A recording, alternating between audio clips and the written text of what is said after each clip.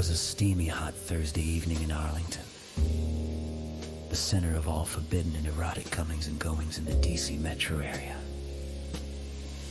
Second only to Falls Church, of course.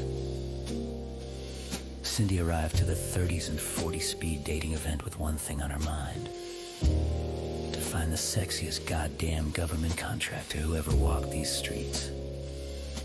Or at least some finance bro from Tyson's.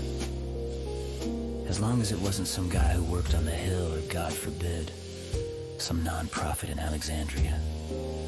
Cindy was in her signature stiletto she picked up in Paris. Or was it Cincinnati? Whatever.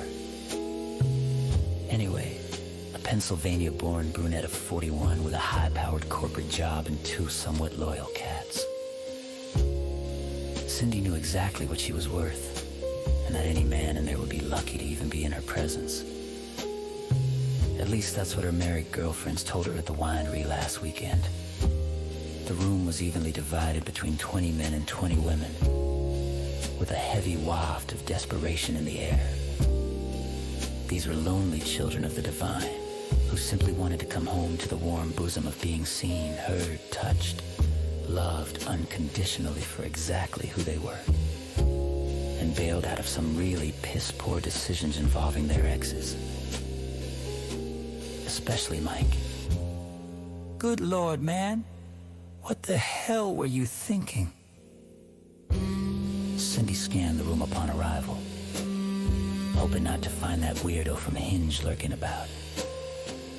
Thankfully, that guy was in Denver on business that week. Cindy was first seated with Alvin, a delightful black man of 46 who sported a thick mustache, fine red velvet blazer, and bizarre affinity for Legos. It would have been charming had it not monopolized the entire conversation. Cindy then found herself seated across from Mitch, a pudgy, pale white procurement manager from Lockheed who burped every time he laughed. Cindy wanted to tear her claws into Mitch and devour him as one devours a sizzling ribeye. Oh, how his military-industrial complex bulged from his pants, drawing in Cindy to a dinner invitation at some chain in Crystal City. Gazing deeply into his glasses that hadn't been washed since February, Cindy saw in his brown eyes the wild lover she once knew as a peasant girl in the 18th century Scottish Highlands. She was instantly transported back to that past life, consuming Mitch whole in a leafy glen before the redcoats arrived to take them both away. It was the first time they experienced a furlough together. Across time and space, they found each other again.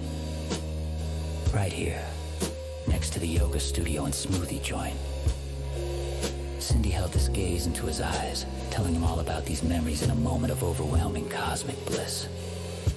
For Cindy was reunited with her twin flame who traveled through the very fabric of reality itself, and rush hour traffic on 395 to be with her once more. Mitch returned the gaze, having no idea what the hell Cindy was talking about. He openly wondered if she should be committed. But then again, he hadn't been laid in a year and a half and was willing to take his chances on one of the crazies.